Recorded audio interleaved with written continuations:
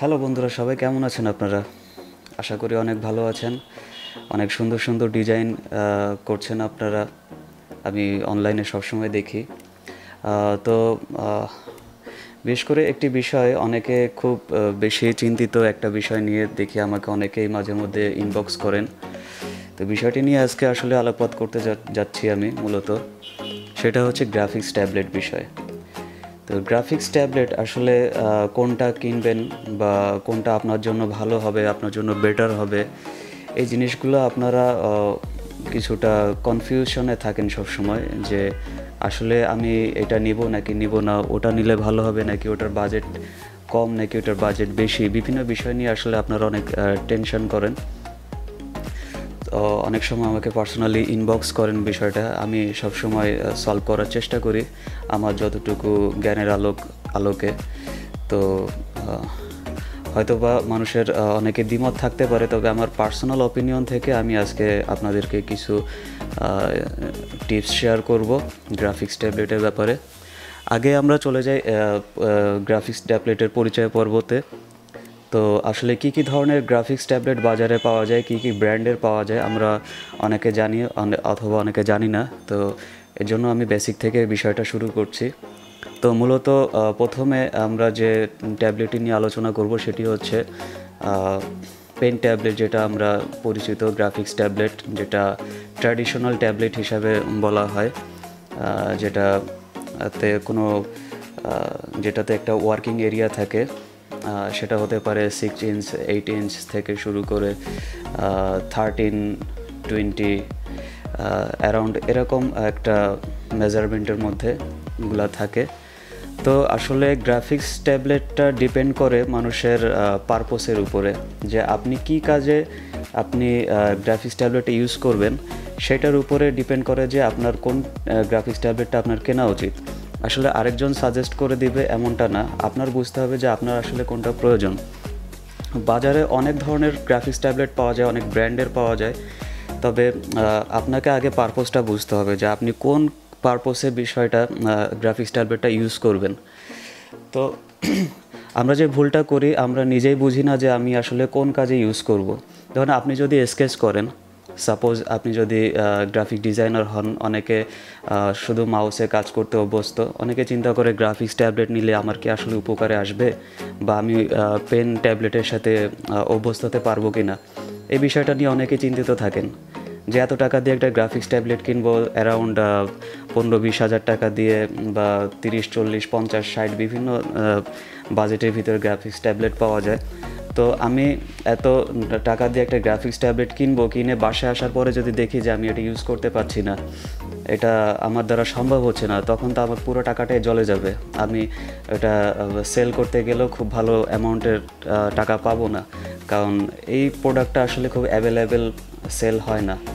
ওরকম graphic designer কয়জনই আছে সমাজে, এটা আমরা খুব ভালোভাবেই জানি। তো ডিজাইনার থাকলেও অনেকে হয়তো এই গ্রাফিক্স ট্যাবলেটে ইউজ করায় অভ্যস্ত না, এই কারণে অনেকেই এটা কেনার সময় অনেক রকম হেজিটেশন ফিল করেন। তো আসলে কোনো হেজিটেশন করার কিছু নেই। গ্রাফিক্স ট্যাবলেট এমন একটা জিনিস যেটা আপনি যদি গ্রাফিক্স ডিজাইনার হয়ে থাকেন, তো এটা আপনার জন্য অ্যাজ এ ফরজে আইন বলে আমি মনে করি। আপনি যে লেভেলে ডিজাইনার হন, আপনি লোগো ডিজাইনার হতে পারেন, ক্যারেক্টার ডিজাইনার হতে পারেন, 3D আর্টিস্ট হতে পারেন, বা ইলাস্ট্রেশন ডিজাইনার হতে পারেন, ফটোশপে স্কেচ নিয়ে কাজ করতে পারেন, বা অটোক্যাডে কাজ করতে পারেন। যে ধরনের কাজই আপনি করেন না কেন, আপনার গ্রাফিক্স ট্যাবলেট লাগবেই। এবং আপনি যখন একবার গ্রাফিক্স ট্যাবলেট অভ্যস্ত হয়ে যাবেন, এই মাউসে হয়তো বা আর কখনো হাত দিতে হবে না আপনার। পুরা কাজটাই আপনি গ্রাফিক্স ট্যাবলেটের যে পেনটা আছে, পেন দিয়ে আপনি অনায়াসে করে ফেলতে পারবেন, আপনাকে মাউস টাচ করার কোনো প্রয়োজন হবে না। আর সেক্ষেত্রে আপনার প্রথমে আপনাকে সাহস করে আগে পেন ট্যাবলেটটা কিনতে হবে। কেনার পর যেটা করতে হবে, আপনাকে কিছুদিন কষ্ট করে হলেও মাউস বাদ দিয়ে আপনার শুধুমাত্র পেন দিয়ে পিসি অপারেট থেকে শুরু করে আপনার এভরিথিং কাজগুলা এই পেন দিয়ে করার চেষ্টা করবেন। এইটা দিয়ে আপনি ইলাস্ট্রেটরে পার্ট টানবেন, এইটা দিয়ে ফটোশপে স্কেচ করবেন, ব্রাশের কাজগুলো আপনি এটা দিয়ে করবেন। Even photo manipulation, photo retouching, all everything you can do with it. So কোনো টেনশনের কারণ নাই। আপনি যদি ডিজাইনার হয়ে থাকেন, এবং মনে করেন যে ডিজাইনার হিসাবে আপনি ক্যারিয়ার গড়বেন, আপনার জন্য একটি গ্রাফিক্স ট্যাবলেট অত্যাবশ্যক আমি মনে করি। তবে হ্যাঁ, গ্রাফিক্স ট্যাবলেটের কিছু ধরন আছে, কিছু নিয়মকানুন আছে, এই বিষয়গুলো আপনাকে গ্রাফিক্স ট্যাবলেট কেনার আগে হয়তো জেনে রাখা ভালো। সেগুলোর মধ্যে আমি প্রথমে উল্লেখ করব যেটা ট্র্যাডিশনাল যে ট্যাবলেটটা আমরা ইউজ করি, যেমন আমি হচ্ছে ট্র্যাডিশনাল একটা ট্যাবলেট ইউজ করি, যেটা হচ্ছে মডেল হচ্ছে হুইয়ন WH1409। এটা আমারটার প্রেশার সেন্সিটিভ হচ্ছে 2000+, তবে এটার এখন আপডেট মডেল এসেছে বাজারে, যেটা হচ্ছে 8192 প্রেশার সেন্সিটিভ। আসলে প্রেশার সেন্সিটিভটা কি, এটা নিয়ে আমি একটু পরে আলোচনা করব। তার আগে আমি ধরনগুলো একটু বলি। এরপরে আসে হচ্ছে যেটা হচ্ছে পেন ডিজিটাইজার ট্যাবলেট বা পেন ডিজিটাইজার মনিটর। এটা হচ্ছে আপনি যেখানেই কাজ করবেন না কেন, যেখানে আপনি পেনটা স্পর্শ করছেন ওটাই একটা ডিসপ্লে মনিটর, এবং ওখানে আপনি সরাসরি কাজ করতে পারবেন আপনার পিসির সাপোর্ট নিয়ে। আপনার মনিটরটাই আপনার অরিজিনাল যে মনিটর, সেটাই ওখানে একটা মিরর হিসাবে কাজ করবে। তো ওখানেই আপনি সরাসরি স্কেচ করতে পারবেন। আশা করি এখানে কোনো বাগ হবে না, কোনো ল্যাগ থাকবে না, যদি আপনি ভালো একটা গ্রাফিক্স ট্যাবলেট কিনেন এই ধরনের, যেটাকে আমরা মনিটর ট্যাবলেট বলে পরিচিত। আমাদের দেশে মনিটর ট্যাবলেট হিসাবে জানে, বাইরের দেশে এটাকে পেন ডিজিটাইজার মনিটর বলে থাকে। তো এটা গেল। এটা মূলত যারা হচ্ছে 3D আর্টিস্ট, যারা সরাসরি 3Dর কাজগুলো এখানে করে, তারপরে স্কেচিং করে যারা, মোটামুটি ধরেন ছবি আঁকে যারা, সরাসরি পেইন্টিং করে যারা, এদের জন্য একটা সুন্দর একটা ক্যানভাস হচ্ছে পেন ডিজিটাইজার মনিটর। এরা মূলত এই কাজেই বিশেষ করে এটা ব্যবহার হয়, এবং এগুলো সাইজে একটু বড় হয়, যেমন হচ্ছে মিনিমাম 12 ইঞ্চি, 13 ইঞ্চি, 17, 22, এরকম 27 ইঞ্চি পর্যন্ত মেবি আছে। তো আপনার কাজের ক্ষেত্রে এটা ডিপেন্ড করে।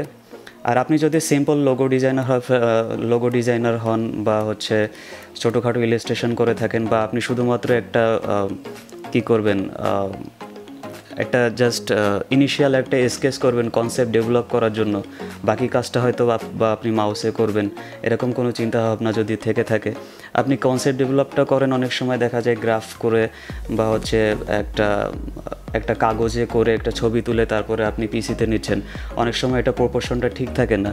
সেই কাজটা আপনি গ্রাফিক্স ট্যাবলেট, যেটা আমি ট্র্যাডিশনাল গ্রাফিক্স ট্যাবলেট বললাম, যেটাতে কোনো ডিসপ্লে নাই, জাস্ট একটা ওয়ার্কিং একটা এরিয়া আছে, এটা দিয়ে আপনি চালিয়ে নিতে পারেন। এটা বাজেট কম, দাম কম থাকে, আপনাদের সাধ্যের ভিতরে জিনিসটা। আর মনিটর ট্যাবলেট যেটা, এটা একটু এক্সপেন্সিভ আমাদের দেশে, এবং এটা আপনার কি বলে, ব্র্যান্ড ভেদে এটার দাম কম বেশি হয়ে থাকে। তো ব্র্যান্ডের ব্যাপারটা আমি পরে আসছি। এই দুই ধরনের মনিটর মোটামুটি। আরেকটা আছে হচ্ছে উইন্ডোজ মনিটর, উইন্ডোজ বা পিসি ট্যাবলেট, যেটা অনেকে আপনারা জানেন। উইন্ডোজের সারফেস একটা ক্যাটাগরি আছে, যেমন সারফেস বুক বা সারফেস প্রো, এই ধরনের কিছু ডিভাইস আছে যেগুলোতে আপনি সরাসরি প্রফেশনালি যে সফটওয়্যারগুলো আপনি পিসিতে ইউজ করছেন, ঠিক সেই জিনিসটাই আপনি ইয়েতে কি বলে, আপনার উইন্ডোজের ল্যাপটপে বা হচ্ছে ট্যাবলেটে সরাসরি ইউজ করতে পারছেন। এটাও পেন ডিজিটাইজার একটা মনিটর, এবং পাশাপাশি এটা একটা অপারেটিং সিস্টেমও সাথে সাথে পাচ্ছেন, এবং প্রফেশনাল লেভেলের যে সফটওয়্যারগুলো, ফটোশপ, ইলাস্ট্রেটর বা হচ্ছে এডিটিং সফটওয়্যার, প্রিমিয়ার, এভরিথিং আপনি এটাতে ইউজ করতে পারছেন।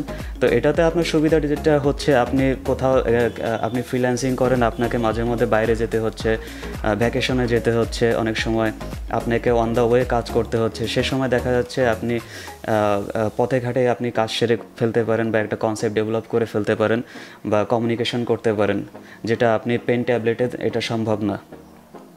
পেন ট্যাবলেটটা আপনার ডেস্কের জন্য, আপনি ডেস্কে বসে যে কোনো সময় কাজ করতে পারবেন মনিটরের সাথে বা পিসির সাথে এটা ইনক্লুড করে। কিন্তু যেটা হচ্ছে অপারেটিং সিস্টেম ট্যাবলেট, যেটা এটা আসলে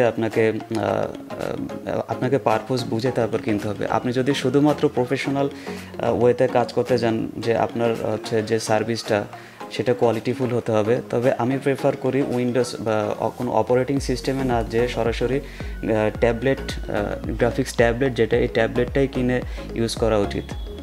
আরেকটা যেটা আছে লাস্টলি আমি মেনশন করব, সেটা হচ্ছে অ্যাপলের iPad Pro with Apple pencil.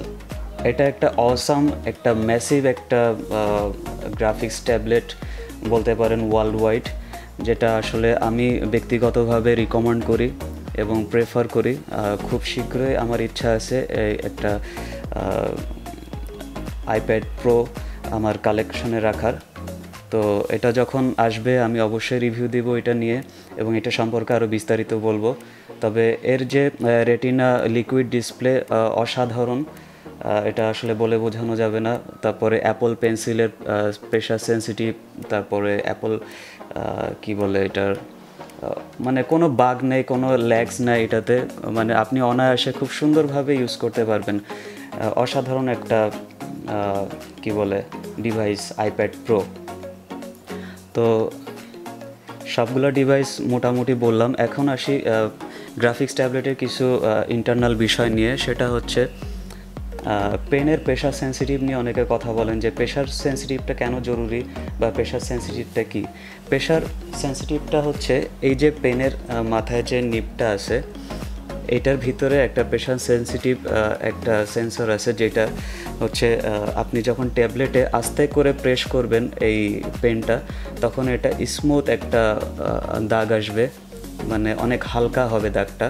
যেমন আপনি রিয়েল লাইফে যদি কাগজের উপর পেন্সিল দিয়ে একটু হালকা করে প্রেস করেন, দেখবেন যে ওটা হচ্ছে চিকন দাগ পড়তেছে বা হচ্ছে অনেকটা ঝাপসা ঝাপসা। কিন্তু যখন আপনি হালকা প্রেশার দিবেন, একটু মোটা হবে, একটু গাঢ় হবে। যখন আরও প্রেশার দিবেন, আরও গাঢ় হবে, আরও মোটা হবে। কিন্তু একটা সময় পর্যন্ত হয়তো বা গাঢ় বা মোটা হবে, তারপরে আর হবে না। তো ওই লিমিটটাকেই বলে মূলত হচ্ছে প্রেশার সেন্সিটিভ। তো এই প্রেশার সেন্সিটিভের বিষয়টা ডিপেন্ড করে আর্টিস্টের উপর। আর্টিস্টের যদি মনে করে যে আমার প্রেশার সেন্সিটিভটা ভ্যালুয়েবল, তাহলে আপনাকে অবশ্যই 8000+ যে প্রেশার সেন্সিটিভ আছে এই ধরনের ট্যাবলেট সংগ্রহ করতে হবে। আর এছাড়া যদি আপনি মনে করেন যে আমি কমন কিছু কাজ করি, কনসেপ্ট ডেভেলপ করি ইলাস্ট্রেটরে পার্টটা নিয়ে, সেই ক্ষেত্রে আপনি যে কোনো একটা প্রেশার সেন্সিটিভ আপনার কালেকশনে রাখলেই এনাফ। প্রেশার সেন্সিটিভের জন্য অনেক সময় দামটা ভেরি করে, এর জন্য আপনি অবশ্যই কেনার আগে চিন্তা করবেন যে প্রেশার সেন্সিটিভ আপনার জন্য জরুরি কিনা। এরপরে আসছে ওয়ার্কিং এরিয়া। এটাও আপনার কাজের ক্ষেত্রের উপর ডিপেন্ড করে। যেমন হচ্ছে ওয়ার্কিং এরিয়াটা 6 ইঞ্চি 7 ইঞ্চি বিভিন্ন ইয়েতে হয়, সাইজের হয়। এক্ষেত্রে আপনি যেটা চিন্তা করতে হবে যে মনিটরের সাইজ, আপনার মনিটরের সাইজ যদি 19 ইঞ্চি হয়, সেই ক্ষেত্রে হচ্ছে 10 ইঞ্চি ট্যাবলেট আপনার জন্য সাফিসিয়েন্ট। আপনার মনিটর যদি 22 ইঞ্চি হয়, সেক্ষেত্রে 13 ইঞ্চি 12 ইঞ্চি বা 19 ইঞ্চি ডিসপ্লে মনিটর আপনার জন্য পারফেক্ট। এবং এর থেকে যদি আরও বড় হয়, তাতেও সমস্যা নেই, আপনি এই সাইজের ট্যাবলেটগুলো ইউজ করতে পারবেন। এটা আসলে অভ্যাসের উপর ডিপেন্ড করে।